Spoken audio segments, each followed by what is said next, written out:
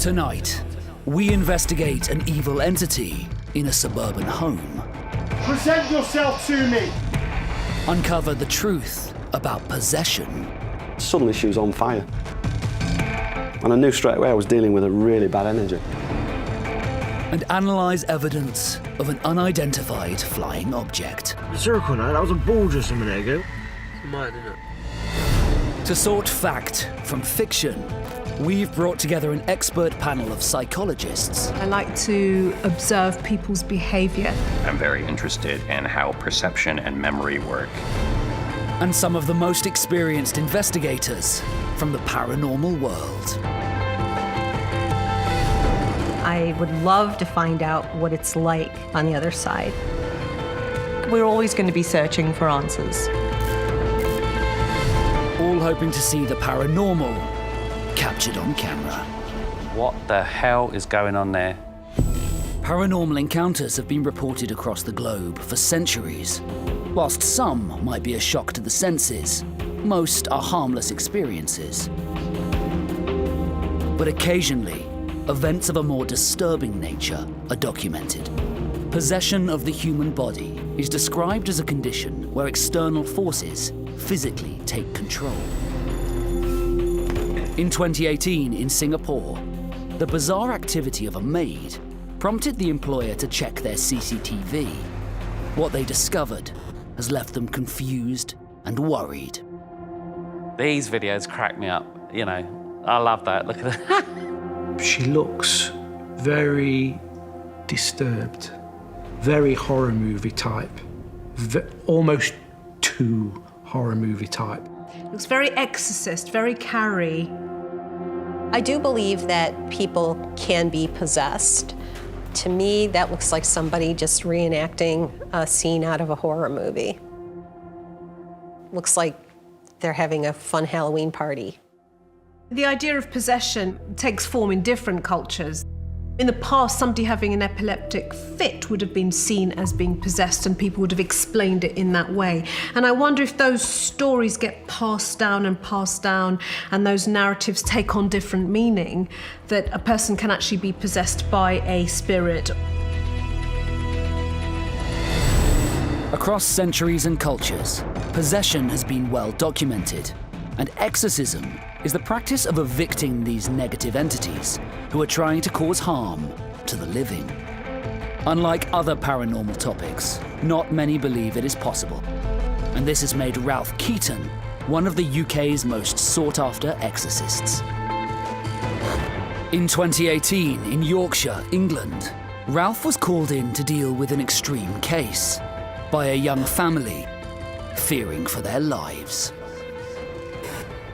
Imagine moving into a brand new property. It's only been built 6 months. You move in with your partner, and suddenly the house next door implodes. Now, I don't mean explodes outwards, I mean goes in on itself. So much so that the engineers that are working on that property can't figure out why it's done it. Ralph mostly operates as a medium, helping people to deal with paranormal activity.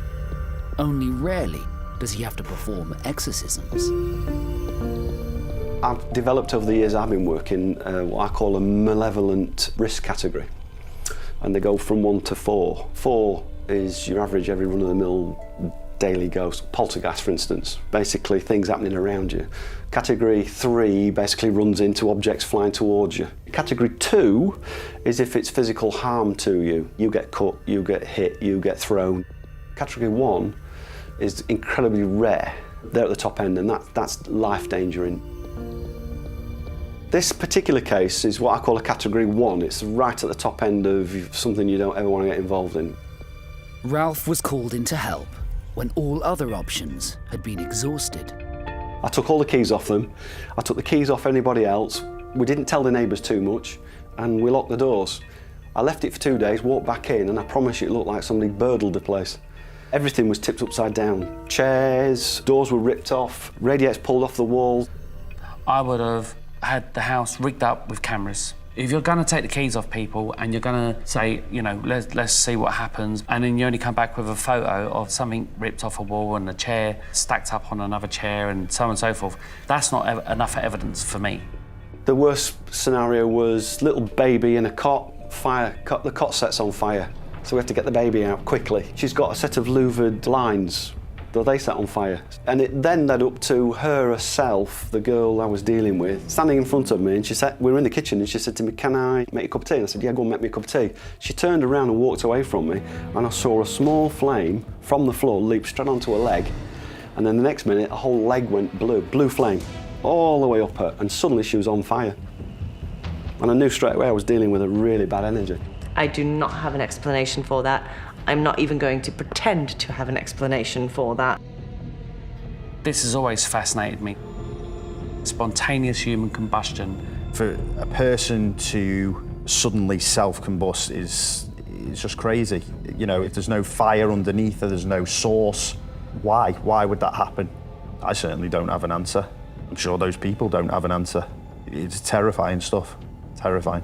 I got other energies that I work with to come in. Luckily for me, these things dealt with it and we've got rid of it. Seeing somebody on fire in front of you has changed my whole perspective on things. But it's also angered me enough to sort of now realise that that can't happen again, that's never going to happen again.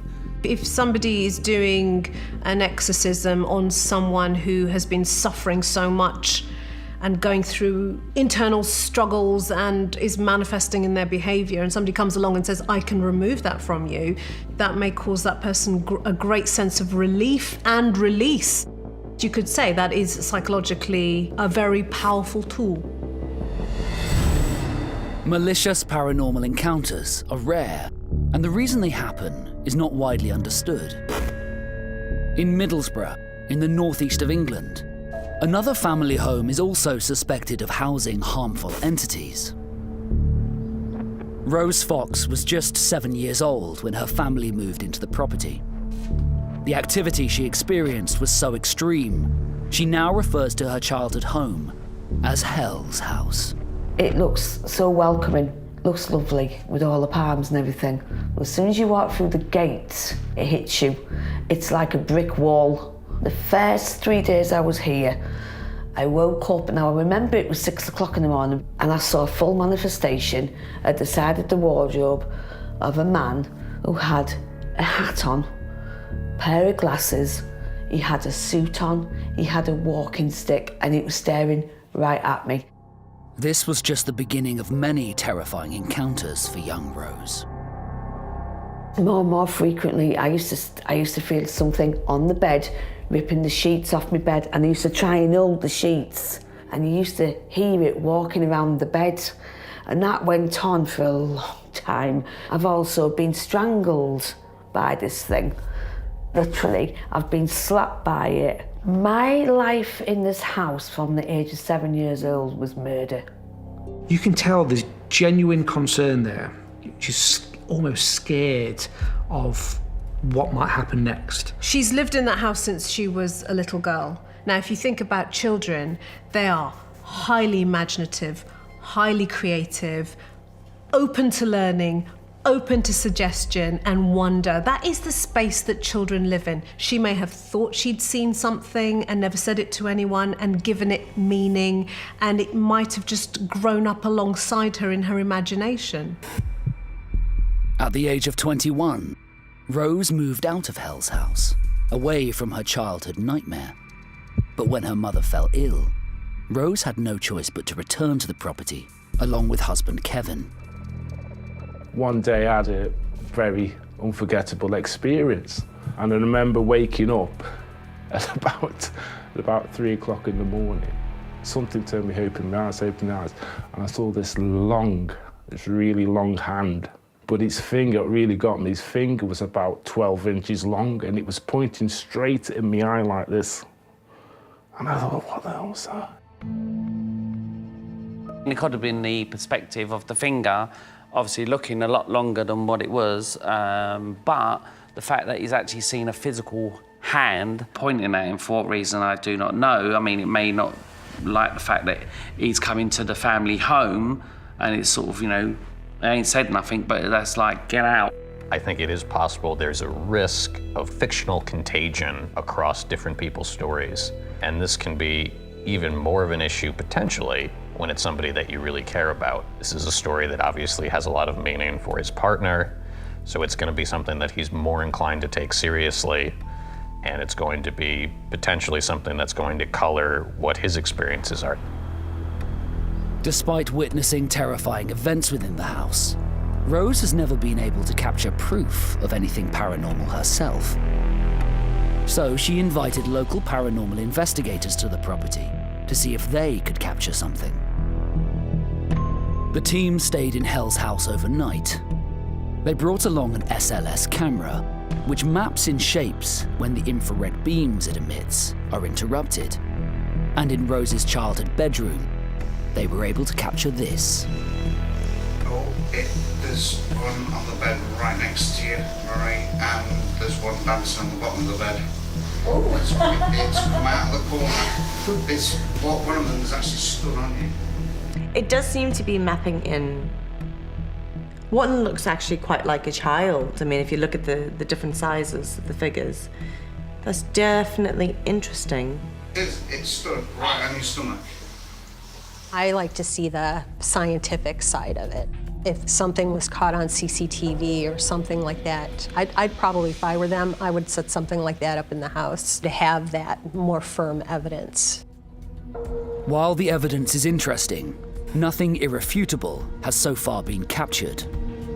After hearing such strong eyewitness testimony from Rose, we sent seasoned investigator Danny Moss into Hell's house, equipped with the latest technology in search of some concrete proof. Rose's childhood home, very, very interesting location. I want to get in there myself and really try and provoke what is going on in there. But if any of the stories are true, then we could be dealing with a real serious problem here. Is there a heaven? I don't know. Is there a hell? I don't know.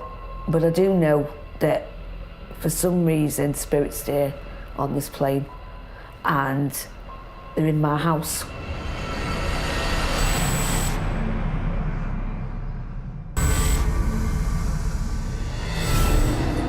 Paranormal activity is not simply confined to encounters on Earth. It's also used to describe what happens up above in our skies. One of the first documented sightings of an unidentified flying object was in 1947 in America. Since then, eyewitness testimony has increased exponentially. In 2017, on the outskirts of Bristol, England, two friends witnessed a curious bright light in the sky. Describing it as a ring of blue fire, they believe it's a UFO. It's mad, isn't it?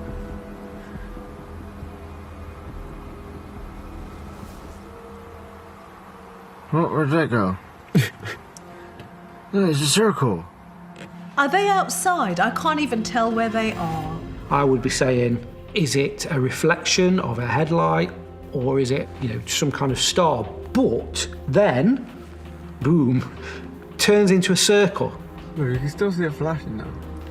It's a circle now. That was a ball just a minute ago, wasn't it? Yeah, what the... We have an expectation of what a UFO might look like. To me, that's just an unidentified object. I don't know what that is. You can discount Chinese lanterns because they're more of a flame. I'm no expert in space, but I wouldn't say a meteor would come down with that hollow-looking circle. Does a light in the sky equate to some sort of otherworldly intelligence directly? I would question the steps that it takes to get there. I think there's a number of things that need to happen before you can come to that conclusion definitively. Supernatural activity might be seen or heard, but the most exciting encounters are when spirits appear to interact with the living. The exorcist Ralph Keaton is well known for making physical contact with the afterlife. In 2004, in Chester in the UK, Ralph hosted a paranormal event at Stanley Palace. It was on this night that Ralph's group of enthusiasts believed they experienced poltergeist activity. One of the group wanted to do table tipping, It's just something that's a bit of a phenomenon. It's a round table and it has 3 legs on the base. Table tipping is a type of séance in which participants gather around a table, place their hands on it, and wait for paranormal movement. The one thing I said to them all is, don't press, you just put your hands on it, and if you feel like somebody else is causing you issues, you talk to each other. But we put 4 people on this table that didn't know each other, and sure enough, the table started to tip.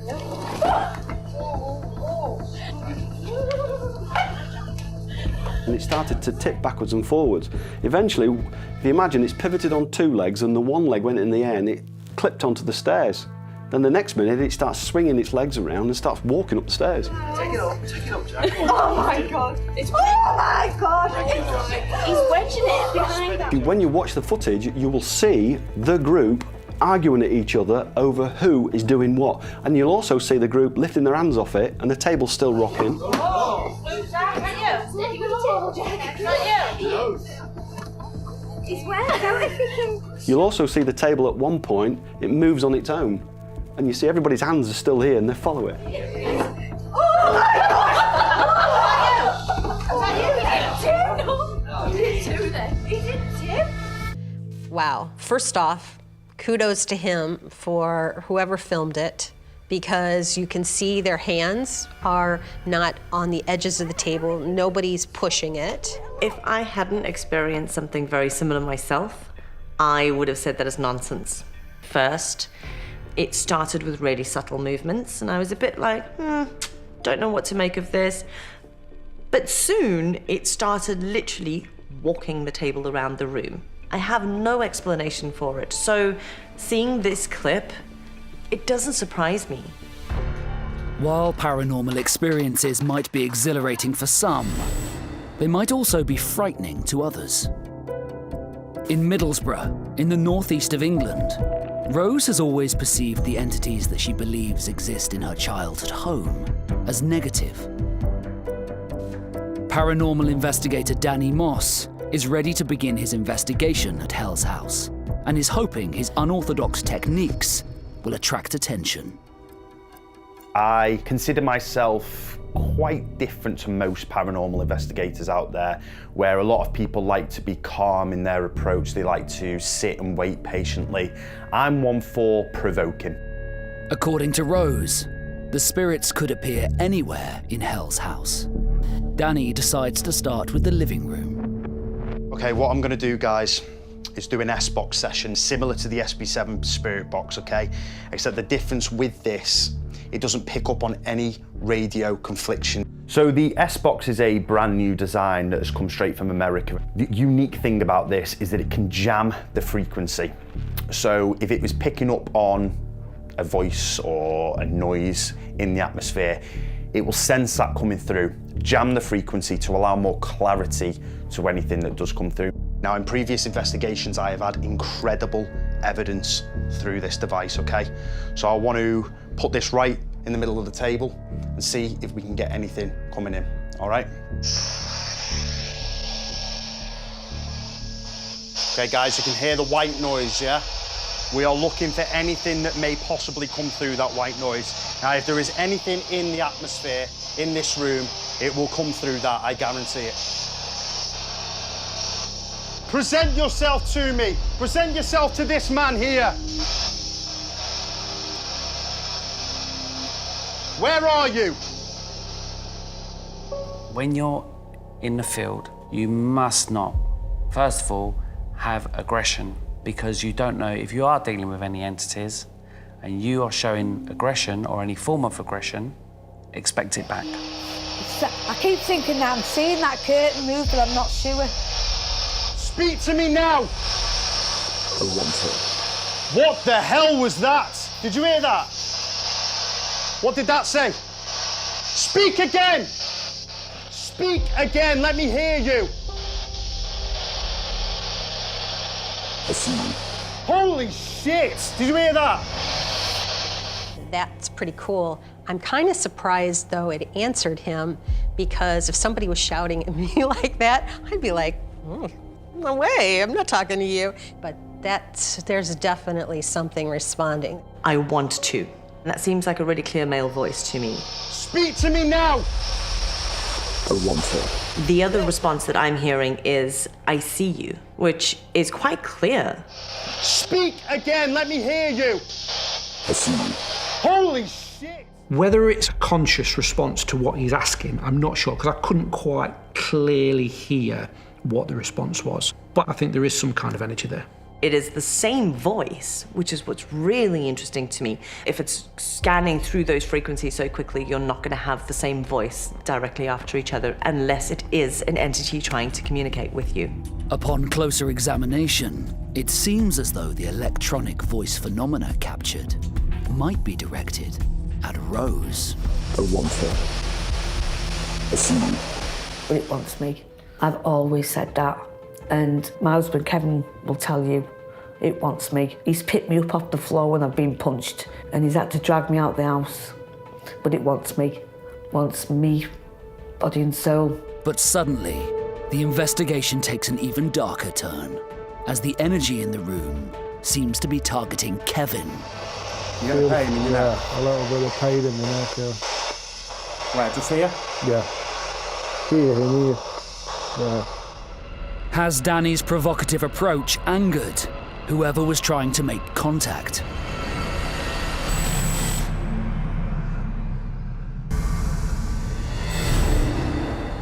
Although advancements in technology have created more sophisticated ways to capture paranormal events, investigative teams across the world have been relying on cameras to document their findings for decades. In an unknown location in America, 2 novice investigators were monitoring outside activity at a reportedly haunted site when they believe they witnessed an apparition rise up from the ground. Damn. Whoa. Wow. Dude, the arm here, there's sticking a bunch of them. Wow, it's a trap. Wait. The corner? Yeah, just have it. I thought I saw some right in that corner, right there. Dude! I can't even make head or tail of what I'm looking at. Dude, I do not want to be here. Yeah. I do not want to be here. That was freaking me out, man. Dude! I feel like I'm being directed to expect something frightening. The guys I can hear sound terrified. Oh Did you see that? Yes. Dude, where'd it go? Right out of the ground, straight up. Dude. That was not a cat. That was not a bird. It could be moisture in the air.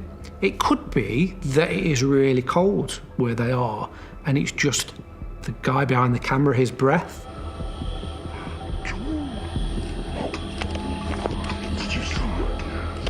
I've actually witnessed several different occasions something very similar, sort of a spirit mist. And it seems to be, it's sort of the beginning of a manifestation, as though it doesn't have quite enough energy to manifest into a full-bodied apparition. Let's go. Get. I'm done. They've set the scene. They're primed, and if you're open to the suggestion that there is some kind of ghostly activity, that's what you'll see. That's really interesting. And in my opinion, could that be some form of a spirit energy? Yeah, I'd say they captured a good one there. Investigators believe that hauntings can either be intelligent, where a spirit can interact, or residual, where the echo of a long-past person remains, as the energy can't dissipate.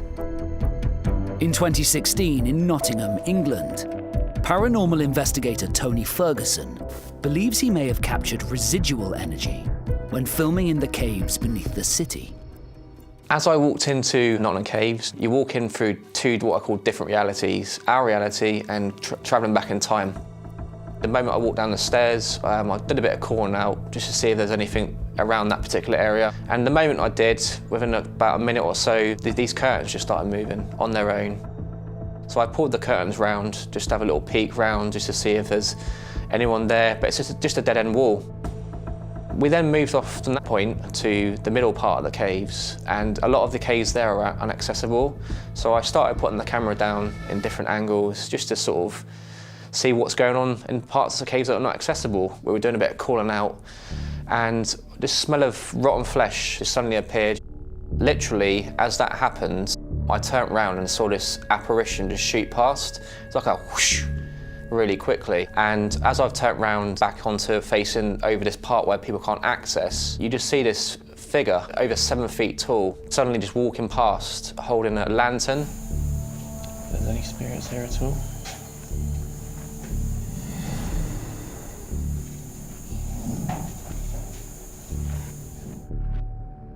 I just couldn't get over the mere size. It's wearing like a dark robe, has a facial feature to it, but it's almost like its head's hunching down like that. And you just see it just literally walk across this platform, what's not accessible, and then walk straight through a wall. I see a light very slowly moving across the top, but just a little pinprick, and then I'm seeing another one underneath it. So it does look like there's somebody walking across there. What's really good is as it moves across the grills, you almost see the figure as well, a full-bodied figure move with the lantern, which is really good. So it's not just a light anomaly. You've also almost got a bit of a mass there to go with it. I think that's a really good bit of footage. I can't debunk it myself just yet. It seems to be quite genuine. I think that's a great capture. The fact that you can kind of make out that there's a bit of a figure and you can see the light from the lantern and the way it's sort of moving as though it was hanging is really interesting. Investigative teams across the world all strive to record paranormal evidence on camera, but some activity is harder to capture, as not all encounters are visual. In more extreme cases, they can be physical. In Middlesbrough, in the UK, Rose and Kevin have both experienced what they believe to be direct poltergeist activity. I used to sit down in the living room, and there's a special chair which your mother used to sit on. When I started sitting on that chair, I can remember getting sharp pains in my neck. Every time I sat on this chair, I started getting these pains. During the investigation, Kevin believes he might have been physically manipulated by the spirits that Danny has provoked. What I'm going to do, because you're feeling that, I'm going to put the SLS camera on you, OK? Structured light sensor camera, OK? Now, what this does is it basically maps figures in a skeletal form. So if I was to point this at you, it would map your skeletal form, OK? Now, it's believed to be able to track spirits as well, OK? So I'm going to arm that now. Kevin, just stay there for me, OK? You all right, Kev, yeah? Yeah, I'm all right. I just feel like there's sort of waves in my body at the moment, but I can grin and bear it. It's not painful, but you can feel something's building. You said it moves around this back area of the room, yeah? I saw like a black thing that moved around Kevin. It moves around the curtains, it moves around here. Can you ask them to come and stand behind you, please? If there's any spirits here, will you come and stand behind me? Just point to the curtain. This one behind you. Ask them to come and stand right by your hand. Come stand right by my hand. Do as he asks. Oh my days, there's a figure. Oh my God, Kev, right where you're pointing, there is a figure stood right there. I swear to God, there is a figure stood there. Oh, it's gone. It's gone. Show yourself again. Thank you. Can you point to Kevin? Can you point to this gentleman sat down? It's pointing up, it's pointing upstairs. It was stood right there, it disappeared, it came back and it started pointing up above us.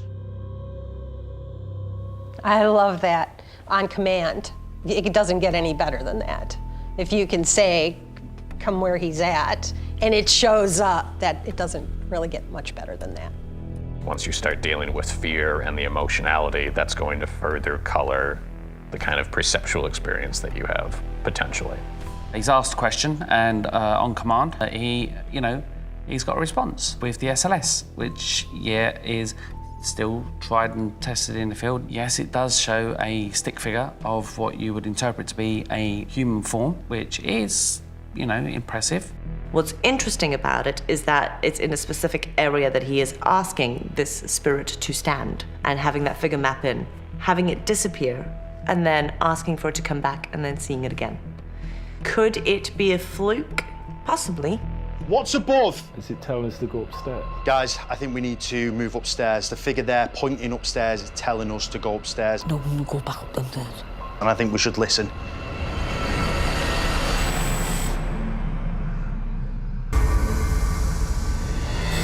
Today, cameras are used to record more and more aspects of our daily lives.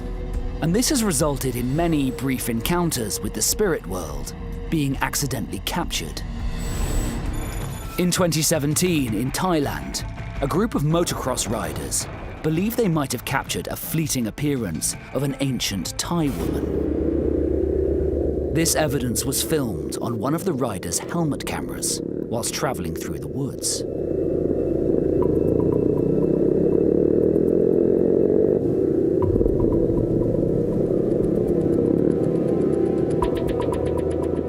Are we talking about that thing on the right-hand side by the trunk? Because I see that.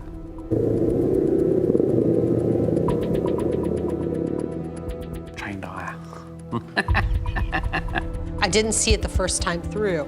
When they slowed it down, that's when I saw it. So I don't know what that is. The brain works in very different ways. If we look at clouds, we can sit there and go, oh, look, there's a dragon, there's a unicorn. Your brain makes sense of things. So when I look at that, I go, it's trees and leaves. I mean, it could be reflection of light hitting the lens, causing an optical illusion. Why would it appear in the woods? I suppose if they're going through on motorbikes, creating a load of ruckus noise, you know, going through, this sort of entity appears as if to say, like, what the hell's going on here? Do you know what I mean?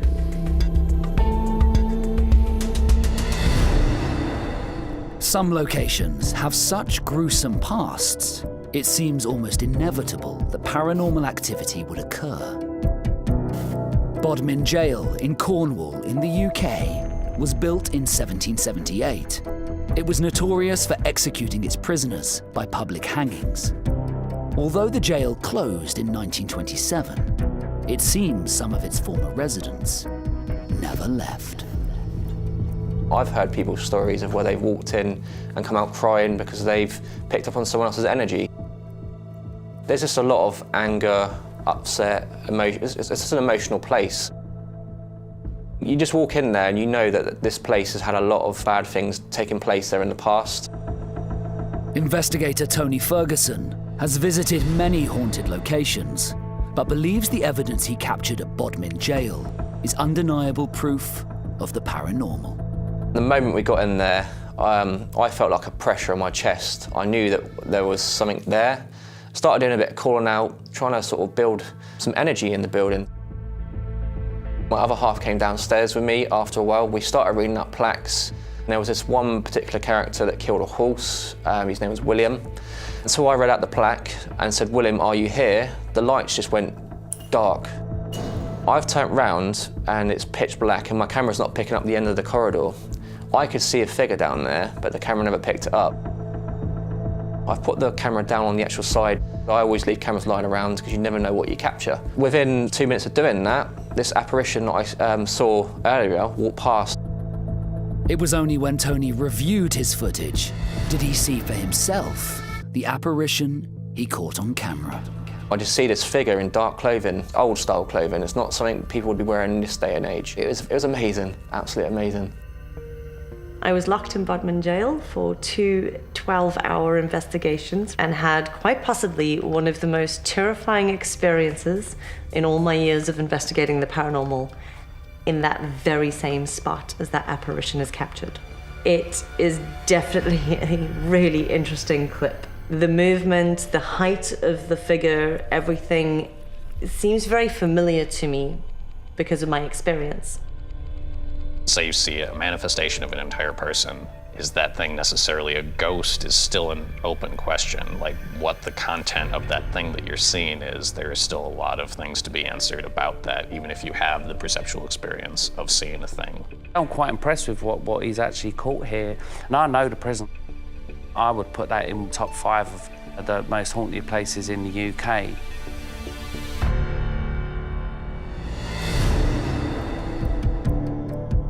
Reports of paranormal activity are not exclusive to old buildings steeped in history. Modern residential properties also appear to stage many unexplainable encounters. In Middlesbrough, in the UK, the investigation at Hell's House has started to gain momentum. Investigator Danny Moss believes the spirits are directing them to Rose's childhood bedroom. Reluctantly, she agrees to move upstairs. This bedroom here was my first room. And as time was going on, every single night, something was happening in the room. And it always happened after 12 o'clock. I used to hear a dog that used to bark outside the gates. So I knew when that dog barked, something was coming into the room. Before Danny can even set up his equipment, Rose hears something in the hallway. I can hear, it sounds like a bloke mumbling. There was a noise confliction outside. It wasn't that. I can usually know the difference between the car and people outside. It was a low grumbling. Growing up, Rose had also witnessed a strange human-like figure bending backwards and walking towards her in a crab-like manner at the top of the stairs. OK, Rose, I'm going to put this down, all right? What this does is measure sudden sharp 5 degree or more temperature drops or rises, OK? I'm going to put that right where you said then, OK? Right there. Hello? Can you pass me that prayer sheet, please? Now, there is a prayer in the master's bedroom that Rose is very cautious of. I thought it may be a useful experiment to try to attempt to gain evidence and see if we can provoke something by reading it out. I'm not going anywhere near you. Saint Michael the Archangel, defend us in battle, be our protection. As Danny reads the prayer, Rose is very nervous. We had the house blessed again before Christmas. The priest came round and blessed the whole of this house.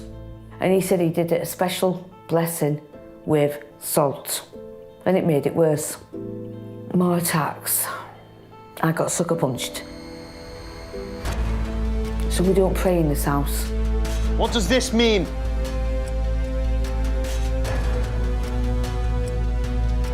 I read this earlier. Did it offend you? Oh, my days. Right on cue. That's a serious, serious drop in temperature. You can feel it. Put your hand here. Just put your hand. I can feel it here. Kev, put your hand here. I don't want to watch it. Feel how cold that is? Yeah, I can. Yeah. OK, guys, what I'm going to do now is put the SLS camera back on. Obviously, we mapped the figure that pointed up here from downstairs. I'm going to see if we can try and map something in this hallway. OK, the temperature pod's obviously just gone off. Rose, you said you saw something out there. I'm going to try and map it on here now. Is anyone in this hallway?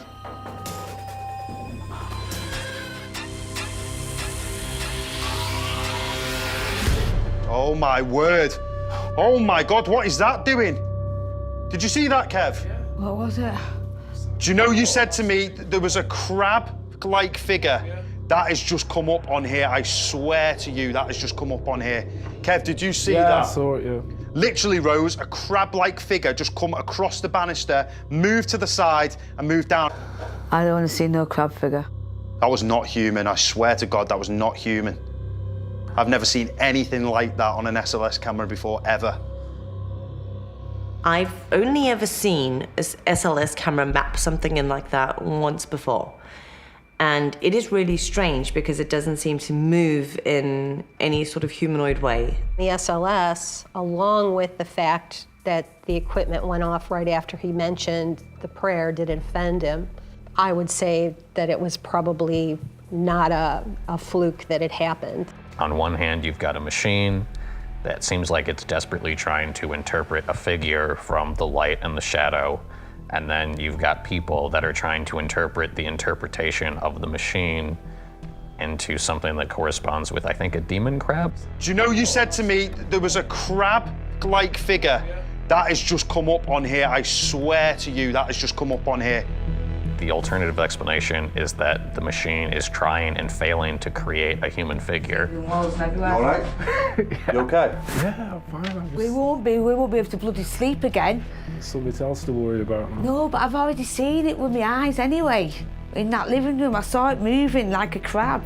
I honestly don't believe we are dealing with a normal haunting here. After an intense evening of unexplainable encounters, Danny decides to bring the investigation to a close.